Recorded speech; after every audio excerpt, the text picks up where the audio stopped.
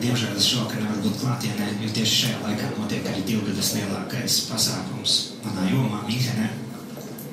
Un no vienas puses tas bija sarūktinājums nepiedalīties finālā klātienē, bet no otras puses tas bija jauns izaicinājums meklēt risinājumus. Un kā risinājumu es redzēju video prezentāciju. No vienas puses tas man arī iepriecināja, jo tā beidzot bija mana iespēja uztaisīt kaut ko tādu, ņemot vērā, ka viens no maniem hobijiem ir online kursu skatīšanās. Nu, tad skatieties un vērtējiet manu pirmo veikumu video prezentāciju ziņā.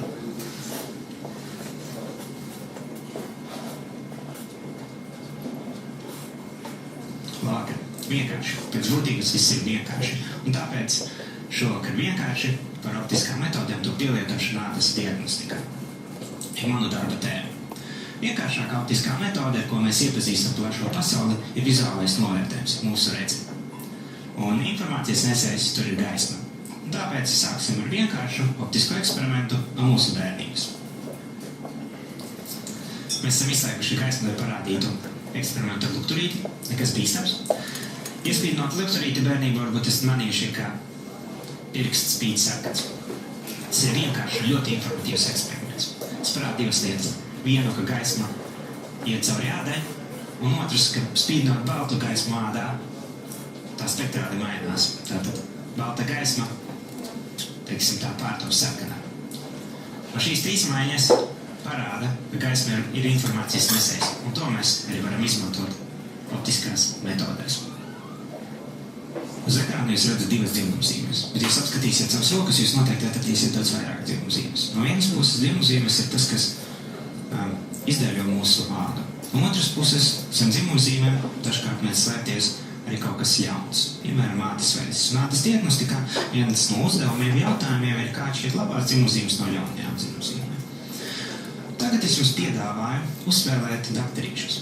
Noteikti bērnībā kaut kā varbūt esat to darījuši. Šeit uz ekrāna ir 2 dzimumzīmes, no tām viena ir ādas veizes. Es jums došu 3 sekundes laika, lai izvēlētos, balstoties uz savu intuīciju, varbūt zināšanā, kura ir tā ļaunā. Tad sāksim atskaiti. 3, 2, 1, aiziet. Ok, redzam, tātad A variants ir pareizais, neuztraucieties. Ja jūs būtu ārsts, jūs savu lēmumu pieņemtu balstoties vispār pieņemtiem principiem. Robežas novērtēšana, asimetrijas novērtēšana, krāsas, diametra novērtēšana, jo dažādāk ir tā dzimumzīme, jo aizdomīgāka tā ir. Protams, no vienas puses var veikt šo novērtējumu balstoties uz vienkāršāku optisko metodi, vizuālo novērtējumu, bet bieži vien ārsti savā praksē lieto optiskas palīgierīces dermatoskopus. Un turpinājumā stāsts par 2 metodēm, ko mēs varam izmantot dermatoskopijā. Krustiskā polarizācija ir pirmā no metodēm. Tās pamatā ir gaismas īpašība polarizācija. Jūs redzat 2 bildes, kur vienā ir ļoti labi redzama ādas struktūra, ar, teiksim tā, labu atspīdumu no ādas, un dzimumzīme ir tā nepārāk labi redzama. Otrā, mēs atkal ļoti labi redzam dzimumzīmi. Tā sajūta, ka ādas virsējā kārta ir noņemta. Tas nav darīts ar skalpeli, un tā nav ķirurģiska iekšanās, tas ir darīts ar, teiksim, optisko skalpeli, ar vienkāršiem polarizatoriem. Šādas puscaurtīdīgas plēves polarizatori laiž gaismu cauri orientētu vienā virzienā. Ja šī polarizācijas virzieni sakrīt, tad mēs joprojām redzam viens otru. Ja atkal es viņus pagriežu tā, lai virzieni nesakristu, mēs neredzam viens otru. Redzam? Neredzam. Ādas diagnostikā caur vienu polarizatoru mēs spīdinam gaismu, caur otru skatāmies, kas sanāks. Lūk, tad arī video demonstrācija, kas nu sanāk. Kad polarizatori novietoti paralēli, tad mēs ļoti labi redzam ādas atspīdumu, ādas struktūru, teiksim tā, virsslāni. Tad, kad mēs pagriežam perpendikulāri, mēs it kā iebraucam iekšā ādā un noņemam šo ādas virsējo kārtu. Mums paveras daudz labāks skats uz šo te dzimumzīmi, ar, teiksim, tā daudz pilnīgāku informāciju. Un tieši to tad mēs varam izmantot tālāk ādas diagnostikā, lai novērtētu, vai šī dzimumzīme ir laba vai jauna. Spektrāla attēlošana. Otra no metodēm. Varbūt izklausās sarežģīti, pēc būtības ļoti vienkārši. Tajā brīdī, kad mēs paņemam savu telefonu, lai nobildētu kādu bildi un ievietotu sociālā tīklā Facebookā vai dalītos ar draugiem, Šis krāsu attēls pēc būtības ir vienkāršākais spektrālais attēls, kas sastāv no 3 spektrāliem kanāliem – sarkana, zaļa un zila. Bet kas būtu, ja mums būtu iespēja iegūt attēlus pie šaurākiem spektrāliem kanāliem, pie smalkākām varavīksnes krāsām? Tādā gadījumā es varētu izveidot video. Kā piemēru parādīšu jums šādu te spektrālo skenējuma video, jau parādītā minētā dzimumzīmē. Tas, ko mēs redzam, ka zilā un zaļā spektrālā diapazonā attēli ir tumši, bet tad, kad mēs ejam sarkanajā, parādās daudz lielāks kontrasts. Un, ejot tālāk skenējot, dzimumzīmes ir kā izbalē. Pie tam melanoma izbalē lēnāk nekā parastās dzimumzīmes. Ir novērojamas spektrālas atšķirības, ko mēs arī varam izmantot ādas diagnostikā. Un šīs atšķirības mēs varam izteikt kādos parametros, kas skaidri pasaka, ļauj mums izšķirt laba vai slikta dzimumzīme, slikta vai aizdomīga. Šādus parametrus mēs arī varam izteikt tālāk parametru kartēs, piemēram, šādos pseidokrāsu attēlos, kur āda joprojām mums iekrāsojas rozīgā krāsā, dzimumzīmes ir tumšas, bet melanoma, kā redzam, iekrāsojas košās krāsās, tā teikt, pievēršot sev uzmanību. Mēs salīdzinām ar parastiem attēliem, kur abas dzimumzīmes ir tumšas, tad šādi attēli jau daudz vieglāk pamanīt, šķirojot cauri daudz dažādas bildes aizdomīgos ādas veidojumus, aizdomīgās dzimumzīmes un nosūtīt tās tālākai, dziļākai izpētei. Šis pasākums no vienas puses ir stereotipu laušana. Un šodien es gribētu laust mītu, ka fizika medicīnas inženieri ir kaut kas sarežģīts. Un tāpēc es izvirzīju kā uzdevumu, ka mēs vienkārši termoskopu vai kaut ko tam līdzīgi varam izveidot 5 minūtēs virtuves apstākļos. Bet sākumā iepazīsimies ar termoskopu evolūciju. Sākotnēji tie bija palēnāmie stikliņi ar varbūt aprīkoti ar kādu apgaismojumu labāku un, protams, krustisko polarizāciju tīrāk attēlu iegūšanai. Kā laiks, digitālā ēra un pavērās jaunas iespējas attēlu saglabāšanā, datu apstrādē, jaunu algoritmu ieviešanā. Tagad mēs esam jaunas ēras sākumā, kur mobilie telefoni spēlēs vien lielāku lomu. Un termoskopi jau kļuvuši par pieliekamiem moduļiem mobiliem telefoniem, pavarot vēl jaunākas, plašākas iespējas. Un tāpēc mēs koncentrēsimies uz to, kā mēs varam no telefona uztaisīt termoskopu vai kaut ko tam līdzīgu. Lūk, uz galda esmu salicis, manuprāt, visus nepieciešamos instrumentus materiālus tā paveikšanai un paskatīsimies, kādus attēlus mēs varam iegūt ar manu mobilo telefonu. Nekas īpašs, šķēres un dzimumzīme. Gribētos kaut ko labāku. Piemeklējam objektīvu, palielināmo stikliņu, piemontējam klāt un rezultāts ir jau daudz labāks. Daudz labāks palielinājums, bet tas, ko mēs redzam, tas, kas nav vajadzīgs, ir atspīdums. Kā tik no tā vaļā? Risinājums ir zināms – krustiskā polarizācija. Uztaisam pašrocīgi krustiskās polarizācijas modeli no lukturīša, skočs, gaismas izkliedēšanai vienmērīgākam apgaismojumam un 2 polarizatori, kas orientēti krustiski. Rezultāts – tumšākas, matētākas, bet jau ar daudz patiesāku informāciju un daudz, teiksim tā, parocīgākas apstrādē. Tālākais, ko mēs varam darīt, ir apstrādāt šo te attēlu savā telefonā vai nosūtīt savam ārstam. Vienkārši. Protams, tas nestāv klāt jau nostrādātai medicīnas ierīcei, bet, ja tā padomājam, tad vienkāršībā, plastelīnā un skočā arī ir sava burvība un mazliet traumatikas. Un tas, ko es jums novēlu, lai cik zinoši, lai cik prasmīgi jūs kļūtu, lai pēc kādiem grādiem jūs tiektos un kādus grādus iegūtu, neaizmirstiet palikt vienkārši, jo vienkāršībā ir sava burvība. Paldies jums!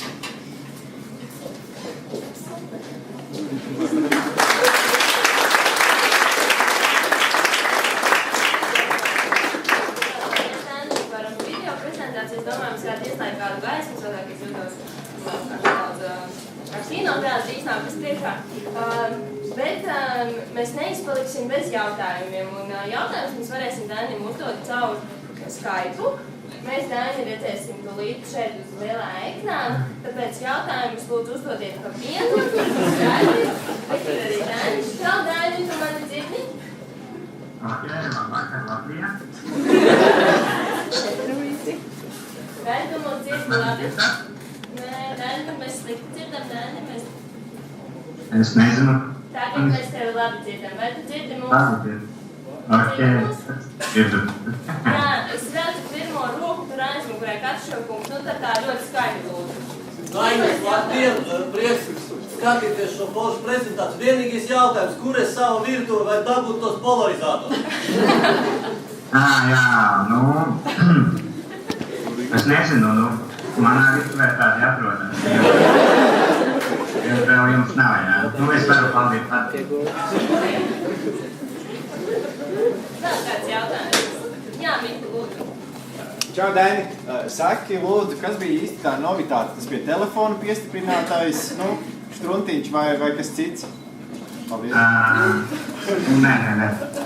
Attiecīgi, šo prezentāciju es gribētu tā ļoti īsumā vienkāršot iepazīstināt ar savu darbu, ar savu tēmu, tā teikt, noreklamēt un radīt, tā teikt, augstsnieku jautājumiem un diskusijām.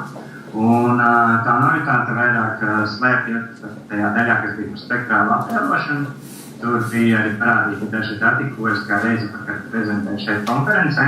Protams, es jums nevaru iekšā grafikus un kādas formulas un vēl kaut ko, bet, ja mēs skatāmies arī uz to pēdējo daļu, kur es parādīju to telefonu, tad ar to es gribēju parādīt, ka, nu, teiksim, sarežģīti ierīci uztaisīt var, bet jautājums, kāda ir ielietojamība. Un tas bija tāds ieskats, ka, nu, ir jāmēģina tiekties uz tādu vienkāršāku variantu risinājumu. Un šādas tādas iespējas arī ir. Es ceru, ka atbildēs vēl. Nē, jūs nevarat, tāpēc man ir grūti saprast, ko tevis skatīt. Jā, atbildētājiem, paldies. Un nākamais jautājums Tāli, jā, tev. Jā, zināt, ka projektors Tālis tagad tev uzdos jautājumu, jā? Dzirdi mani? Jā.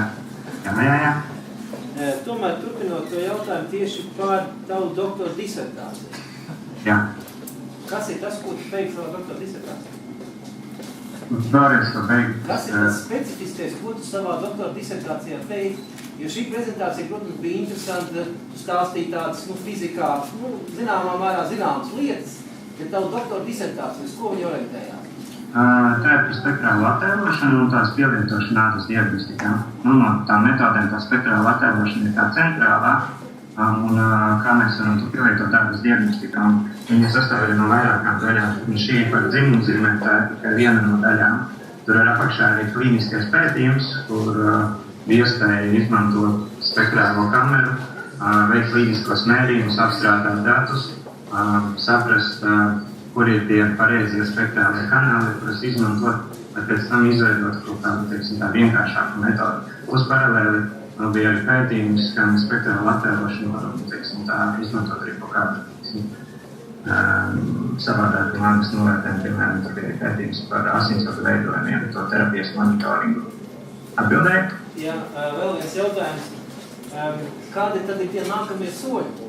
Es domāju, ja izstāst, ka šī metoda varētu būt ļoti interesanta pielietojuma, vai ir kaut kāda noslēguma, ko tu var atklāt, kādi ir nākamie soļi?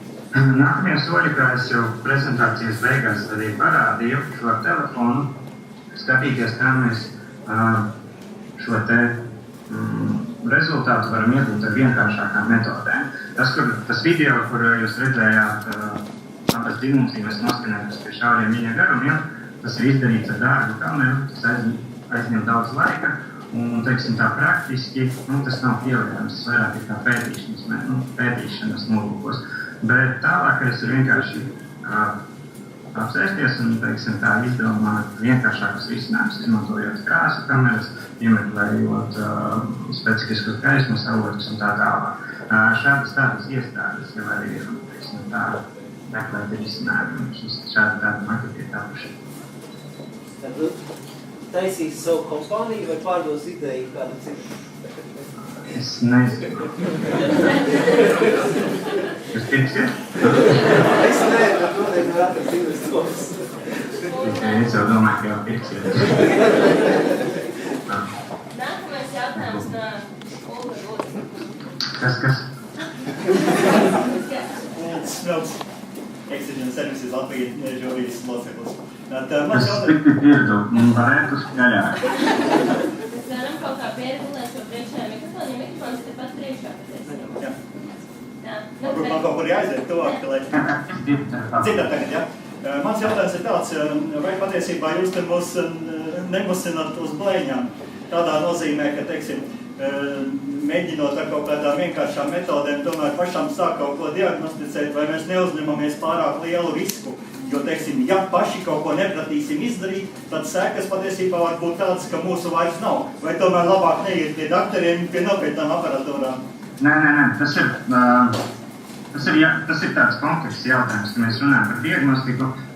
Šīs metodas, kas ir spektrālās, viņas vairāk atbilst tā teikt skrīningam, ja pirmajai diagnostikai tajā brīdī, kad mums ir ļoti daudz dzimumzīmju.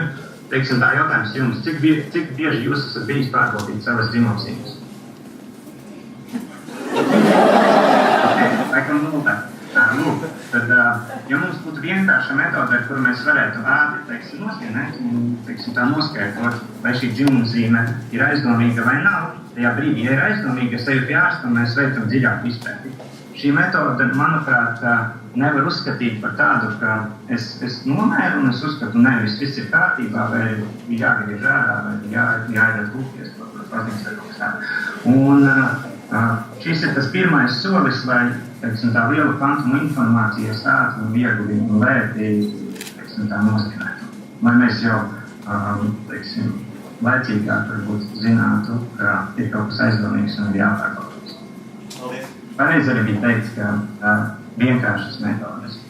Tas ir tas mērķis. Lai šīs diagnostika būtu pieejama daudz plašāk un arī jums būtu iespējama. Vai ir vēl kāds jautājums? Jautājumu vairāk nav. Paldies. Man ir lūdzu, varētu jautājumu nav, tad tā kā es esmu šeit Vācijā un es gribētu nodot sveicienu sievai. Viņa ir šeit zāli. Tas ir, es daru tāpēc, ka es saņēmu tādu īziņu. Ja es šo sveicienu nenodošu, tad viņu mājās aiziešot tādu skaistu puisi vārdā Jānis. Kā viņas aiziešot.